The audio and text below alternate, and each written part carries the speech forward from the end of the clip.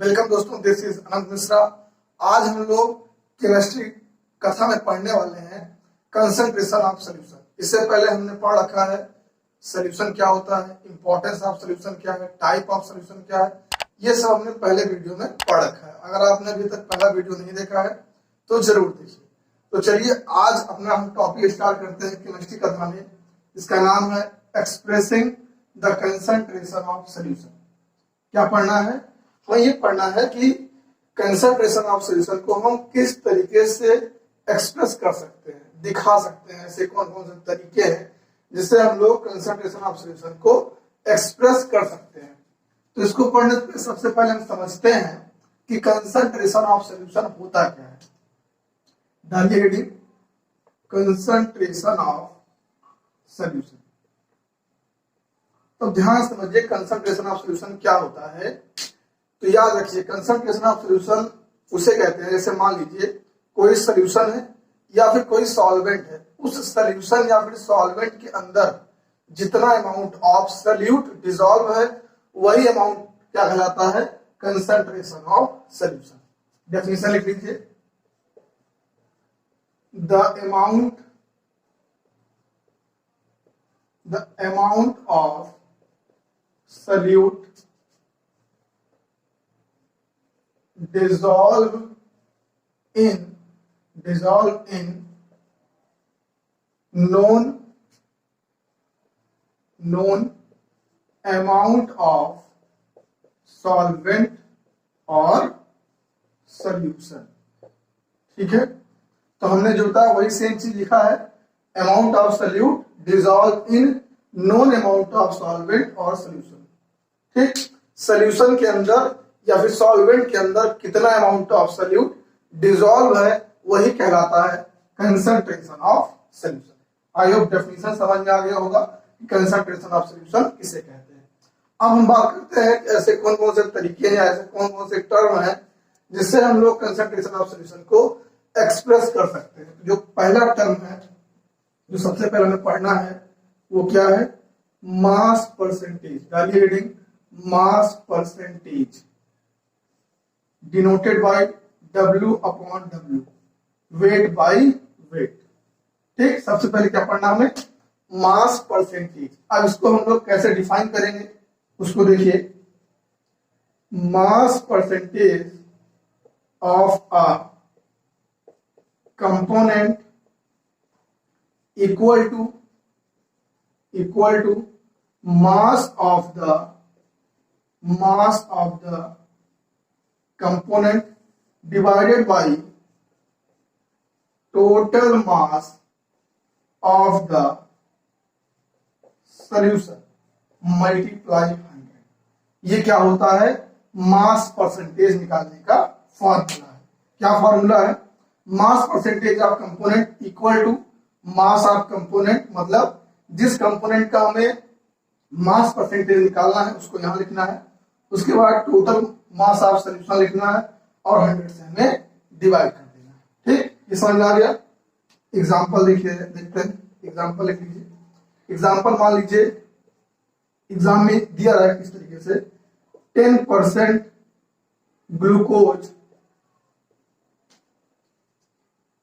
In water by mass, ऐसे लिखा जाएगा। ये टर्म यूज होगा, बाय मास। जैसे एग्जांपल क्या है, 10% glucose in water by mass. इसका मतलब क्या हुआ, इसका मतलब ये हुआ कि 10 gram glucose dissolve in 100 gram of solution. ये बहुत इंपॉर्टेंट चीज है। अगर इस तरीके से कहीं पे लिखा, इसका मतलब क्या हुआ कि 10 gram glucose 100 gram of solution में डिसॉल्व है, मतलब प्रेजेंट है। ठीक, तो ये तो हो गया 100 ग्राम ऑफ सॉल्यूशन और ये हो गया 10 ग्राम ऑफ ग्लूकोज। अब कोई आपसे पूछे कि सॉल्वेंट कितना होगा, तो सॉल्वेंट कैसे निकलेगा, सॉल्वेंट का मास, तो टोटल सॉल्यूशन कितना है, 100 माइनस 10 ग्राम क्या है, ग्लूकोज, ये है सॉल्यूट, इक्वल टू 90 ग्राम। ठीक, तो मास ऑफ सॉल्वेंट क्या आ गया, 90 ग्राम। ठीक, आई होप इतना आपको समझ में आ गया होगा कि मास परसेंटेज क्या होता है, कैसे निकाला जाएगा। एग्जाम्पल भी आपको समझ में आ गया। बस ये चीज याद रखिएगा कि अगर इस तरीके से लिखा है जिसका मतलब क्या होता है कि 10 ग्राम ऑफ ग्लूकोज प्रेजेंट है 100 ग्राम ऑफ सोल्यूशन।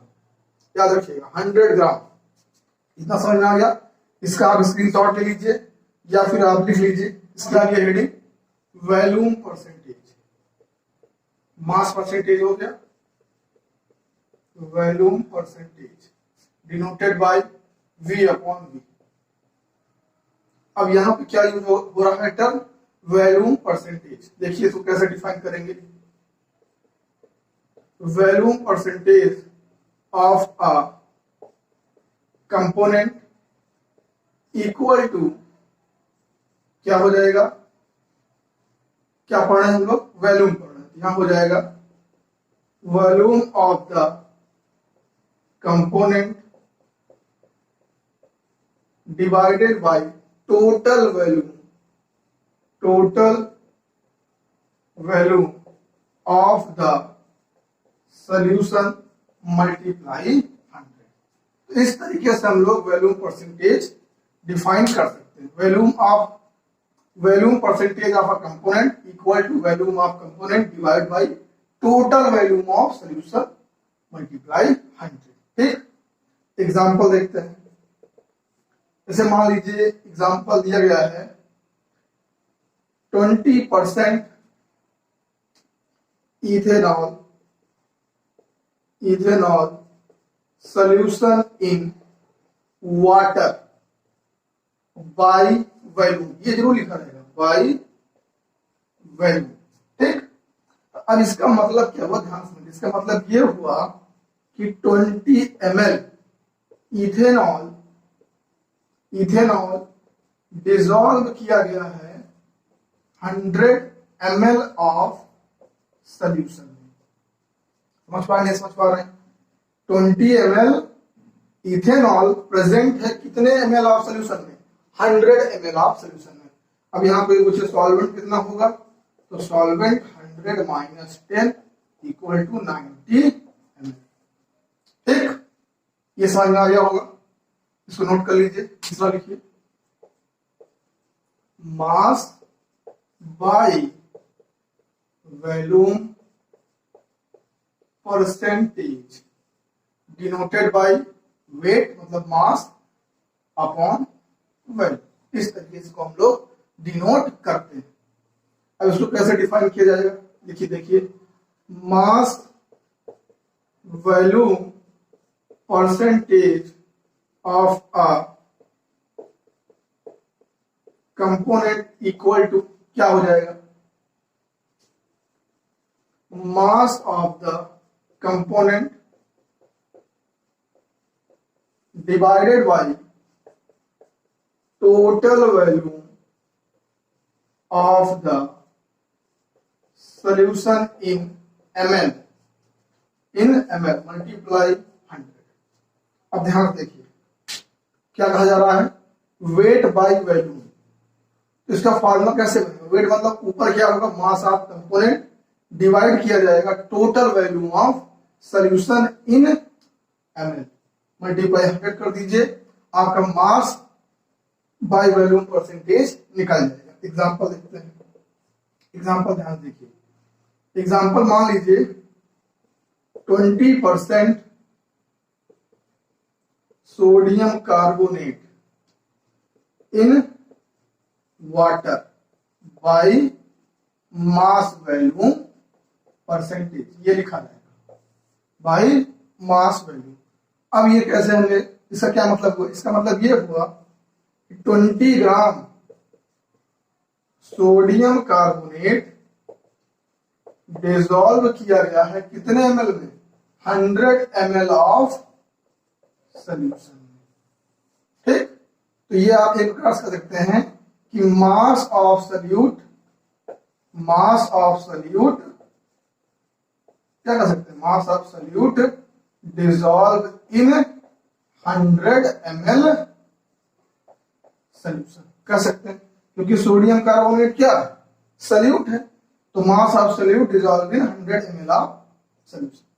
ठीक, आई होप आपको मास बाय वॉल्यूम परसेंटेज समझ में आ गया होगा। अब डालिए हेडिंग चौथा, पीपीएम। पीपीएम मतलब पार्ट पर मिलियन। क्या मतलब हुआ? पीपीएम मतलब पार्ट पर मिलियन। तो इसका देखिए, पार्ट पर मिलियन का यूज कहां पे किया जाता है?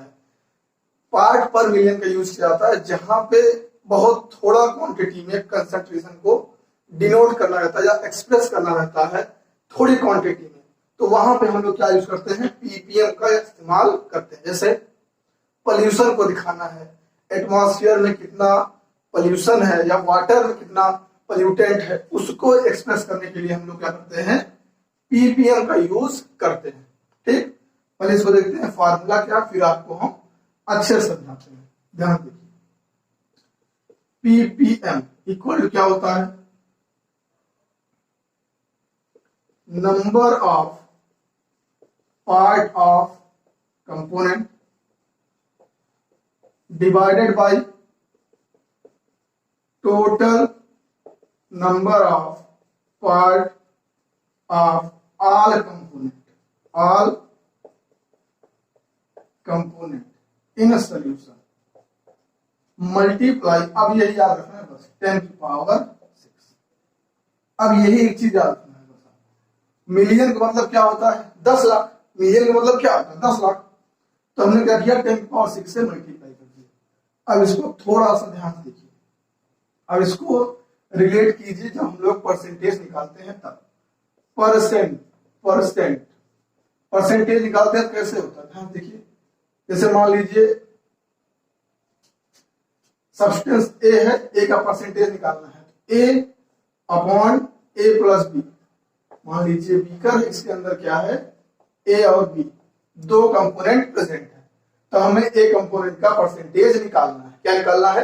ए कंपोनेंट का परसेंटेज निकालना है। तो हम लोग परसेंटेज कैसे निकालते हैं? ए लिखेंगे component of A divided by total component divided by total number of component. तो टोटल कितना है? ए प्लस बी। निकालना क्या है? परसेंटेज। तो क्या करते हैं हम लोग? 100 से मल्टीप्लाई कर देते हैं। ठीक, अगर यही चीज यहां पे कह दिया जाए पीपीएम निकालिए, तो क्या क्या किया जाएगा? ए मतलब क्या हो गया? Number of part of component divide by total number of part a plus b. निकालना क्या है? पीपीएम। यहां क्या हो जाएगा? 10 की पावर 6 से मल्टीप्लाई, मतलब 10 लाख से मल्टीप्लाई कर दिया जाएगा। आई होप आप ये चीज समझ गए होंगे। अगर आप परसेंटेज समझ गए होंगे तो पीपीएम समझ जाएंगे। परसेंटेज में क्या कर रहे हैं हम लोग? 100 से मल्टीप्लाई कर रहे हैं, यहां क्या कर रहे हैं हम लोग? 10 की पावर 6 से मल्टीप्लाई कर रहे हैं। और इसका यूज क्या है हमने आपको बता दिया है। अब डालिए heading mole fraction. Mole fraction denoted by x. X से हम लोग मोल फ्रैक्शन को डिनोट करते हैं। तो हम देखते हैं मोल फ्रैक्शन क्या होता है। देखिए, ध्यान से देखिएगा, मोल फ्रैक्शन क्या होता है? Mole fraction of component equal to number of mole of component. ध्यान देखिए, बहुत बहुत इंपॉर्टेंट चीज है। Number of mole of component मतलब कंपोनेंट का मोल लिखा गया, डिवाइडेड बाय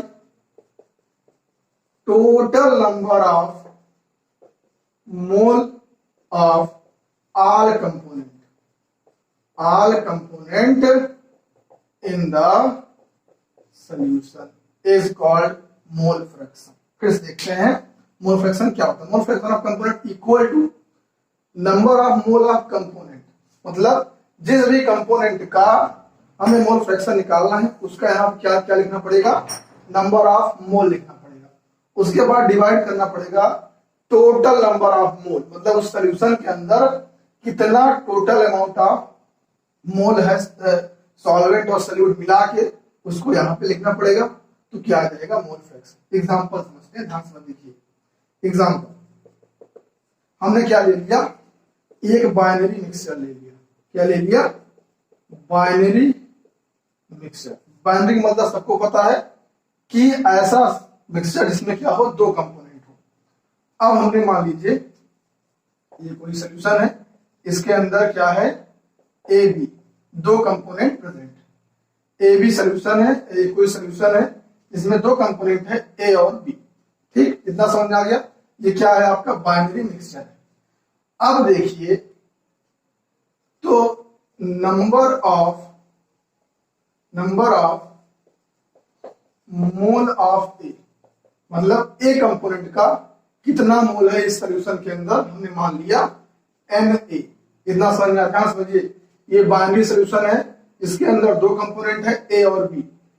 तो कंपोनेंट ए का हमने क्या माना, number of mole of component a कितना है, Na है। Number of mole of component b कितना माना हमने, Nb। ठीक, इतना समझ में आ गया। अब हमें निकालना क्या, ध्यान देखिए, अब हमें निकालना है मोल फ्रैक्शन ऑफ कंपोनेंट ए, मतलब XA हमें निकालना है। तो कैसे निकलेगा, फॉर्मूला देखिए, number of mole of component, किस कंपोनेंट निकालना है, ए कंपोनेंट निकालना है। तो ए कंपोनेंट का हमें क्या लिखना पड़ेगा, नंबर ऑफ मोल कितना है, Na। उसके बाद क्या करना पड़ेगा, टोटल नंबर ऑफ मोल, मतलब उस सोल्यूशन के अंदर कितना मोल है, Na और Nb दोनों लिखना पड़ेगा, Na प्लस Nb। ये आ गया mole fraction of component a. अगर हमें mole fraction of component b लिखना है, क्या हो जाएगा, component of b divide by total number of moles. तो ये हो गया मोल फ्रैक्शन। इतना समझ में आ गया, इतना आप लिख लीजिए। इसके आगे थोड़ा सा और इसी में है जो मैं आपको बताने वाला हूं। इतना समझ में आ गया होगा कि मोल फ्रैक्शन क्या होता है, एग्जांपल हमने दे दिया, फॉर्मूला बता दिया। ठीक, तो ये एक नोट लगा के लिख लीजिए, इंपॉर्टेंट है, नोट लगा के लिख लीजिए। Sum of all the mole fraction is unity. क्या मतलब हुआ, मतलब ये हुआ कि कोई भी सोल्यूशन है, उसमें क्या है, हर एक कंपोनेंट का अपना अलग अलग मोल फ्रैक्शन है। लेकिन जब सभी कंपोनेंट का आप ऐड करेंगे, मोल फ्रैक्शन का ऐड करेंगे, तो आंसर क्या आएगा, 1, यूनिटी आंसर आएगा। जैसे यहाँ पे देखिए, यहाँ पे दो कंपोनेंट है, अब इन दोनों कंपोनेंट का XA प्लस XB करेंगे तो 1 ही आएगा, यही इसका मतलब है। ठीक है, इसको मैं इरेज कर रहा हूं, यहां पे लिख लीजिए जो मैं बताने वाला हूं। अब मान लीजिए I कंपोनेंट, क्या है, I कंपोनेंट है, तो सभी कंपोनेंट का मोल फ्रैक्शन ऐड करेंगे, क्या आएगा, यूनिटी 1 आएगा। मान लीजिए X1 plus X2 X3 dot dot dot plus XI component है, सभी का मोल फ्रैक्शन ऐड करो तो क्या आने वाला है, 1 आने वाला है। ठीक, इतना समझ में आ गया, इसको नोट कर लीजिए। अब जो मैं बताने चल रहा हूं सबसे ज्यादा इंपॉर्टेंट है, यहां से क्वेश्चन 100% आपके एग्जाम में आएगा ही आएगा। कोई भी एग्जाम का, अगर चाहे आप जेई की तैयारी कर रहे हैं, नीट की तैयारी कर रहे हैं या बोर्ड की तैयारी कर रहे हैं, तब भी यहाँ से क्वेश्चन उठेगा ही उठेगा।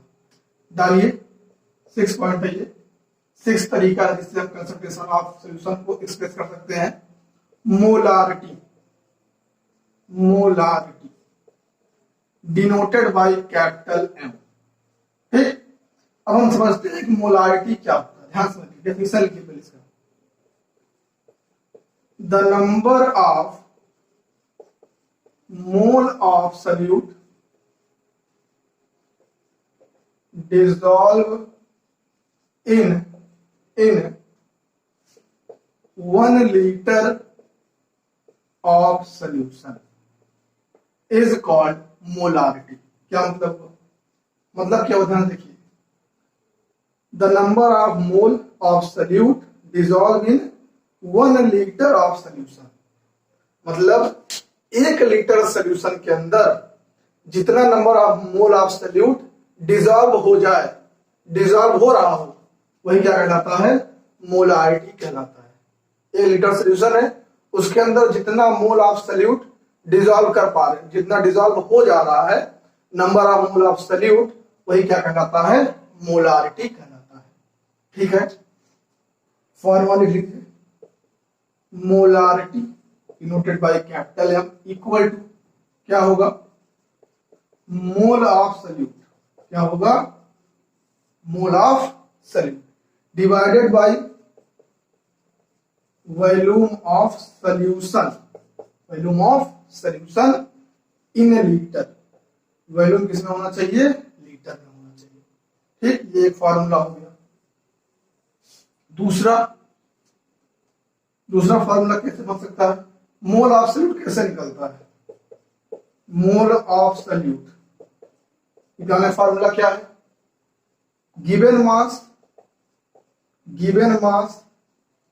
Of solute, given mass of solute, आपको सॉल्यूट का मास गिवन रहेगा, क्वेश्चन जब मैं कराऊंगा आपको अच्छे समझ में आएगा। Given mass of solute divide by molar mass of solute, मतलब ये हो गया W और ये हो गया M। ठीक, इतना समझ में आ गया। अब यही चीज मैं यहां पे पुट कर रहा हूं, ध्यान देखिए, मोलारिटी M इक्वल टू क्या होगा, मोल ऑफ सॉल्यूट क्या है, W divide by M multiply volume of solution, मतलब V किसमें होना चाहिए, लीटर में होना चाहिए। तो ये फॉर्मूला बन गया आपका मोलारिटी का, W upon M multiply volume. W क्या है, given mass of solute, M क्या है, molar mass of solute, V क्या है, volume of solution in litre. इतना समझ में आ गया। उसके बाद लिख लीजिए यूनिट क्या होगा, मोलारिटी की यूनिट क्या होगा, मोल पर लीटर, या दूसरा मोल लीटर इनवर्स।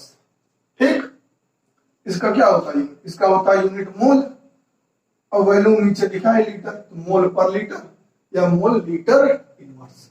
इतना समझ में आ गया होगा। चल, यहां तक हो गया, इसको नोट कर लीजिए।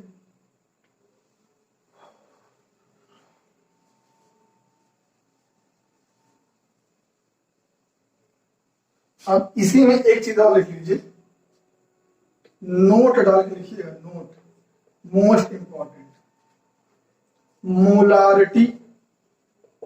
मोलारिटी इज टेम्परेचर डिपेंडेंट, क्या, टेम्परेचर डिपेंडेंट, बिकॉज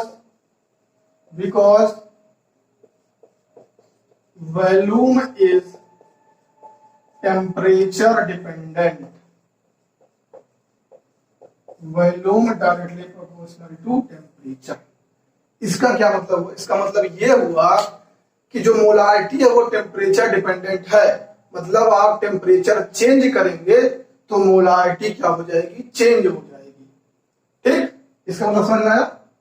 अगर आप टेम्परेचर चेंज करेंगे तो मोलारिटी भी चेंज हो जाएगी। क्यों, क्योंकि यहाँ पे टर्म आ रहा है वॉल्यूम, जो कि वॉल्यूम क्या है, टेम्परेचर डिपेंडेंट है, हमने दिखा दिया। Volume is directly proportional to temperature. अगर आप टेम्परेचर बढ़ाएंगे तो वॉल्यूम बढ़ेगा और मोलारिटी घट जाएगी। ये चीज लिख लीजिए, ये मोस्ट इंपॉर्टेंट है। इसी पे 2017 में नीट का क्वेश्चन आया था, इसी चीज। ठीक, इतना समझ में आ गया होगा। आगे चलते हैं, मोलारिटी। अब क्या पढ़ना है, molarity denoted by small m। अब ये क्या होता है, ध्यान से देखिए, बिल्कुल आसान। The number of mole of solute dissolve in 1 kg of solvent। और ये शब्द इंपॉर्टेंट है, सॉल्वेंट क्या मतलब है, ध्यान समझिए। वो 1 किलोग्राम सॉल्वेंट में, ध्यान समझिए, 1 किलोग्राम सॉल्वेंट में जितना number of mole of solute dissolve हो जाए वही क्या कहलाता है, मोलारिटी कहलाता है। फिर समझिए, 1 किलोग्राम सॉल्वेंट में जितना number of mole of solute dissolve हो जाए वही क्या कहलाएगा, आपका मोलारिटी कहलाएगा। ठीक, देखते हैं फॉर्मूला, देखिए molality denoted by small m, जैसे क्या कहते हैं मोलल, क्या कहते हैं मोलल। ठीक, क्या हो जाएगा mole of solute divided by mass of solvent, किसमें होगा केजी में होगा। ठीक, तो यहां से इसकी यूनिट आप लिख सकते हैं, यूनिट क्या हो जाएगा मोल पर केजी या फिर मोल केजी इनवर्स। यहां तक समझ में आ गया। चल अब इसका फार्मूला आप बनाना चाहे लिख सकते हैं। मोल ऑफ सॉल्यूट क्या होगा, formula W upon small capital है मल्टीप्लाई, यहाँ वो हो जाएगा मास ले लीजिए यहाँ पे m1, किसमें होना चाहिए केजी होना चाहिए। तो ये फार्मूला बन गया आपका। ध्यान देखिए m1 क्या है मास ऑफ सॉल्वेंट है, और m क्या है मोलर मास ऑफ सॉल्यूट, और W क्या है गिवन मास ऑफ सॉल्यूट, जो आपके क्वेश्चन में दिया जाएगा। नहीं दिया जाएगा तो निकालना पड़ेगा। तो ये इतनी एक चीज में और लिख लीजिए, इसमें क्या लिखना है नोट डाल के, इट इज टेम्परेचर इंडिपेंडेंट। क्या है इंडिपेंडेंट, टेम्परेचर इंडिपेंडेंट। मोलारिटी जो है टेम्परेचर चेंज करने पर चेंज नहीं होती है। ठीक, याद रखिएगा मोलारिटी क्या है टेम्परेचर इंडिपेंडेंट है। क्यों, क्योंकि यहाँ पे टर्म क्या है मास, क्योंकि मास टेम्परेचर पे डिपेंड नहीं करता, इसीलिए मोलारिटी टेम्परेचर इंडिपेंडेंट है। टेम्परेचर को छो कर दो, मोलारिटी पे कोई इफेक्ट नहीं पड़ने वाला है। ठीक, तो हमने आज कंप्लीट पढ़ लिया कि कंसंट्रेशन ऑफ सॉल्यूशन को कैसे हम लोग एक्सप्रेस कर सकते हैं। जितने भी तरीके थे हमने आपको यहाँ पे सारे बता दिए हैं। इसके नेक्स्ट वीडियो में हम लोग देखेंगे इस जो भी चीज बताया गया इस सभी पे हम लोग नेक्स्ट वीडियो में न्यूमेरिकल सॉल्व करेंगे। ठीक है, तो अगर वीडियो में कुछ भी आपको समझ में आया अच्छा लगा हो तो अपने दोस्तों के साथ शेयर कीजिए, लाइक कीजिए, अगर चैनल पर नए हैं सब्सक्राइब कीजिए। Thank you.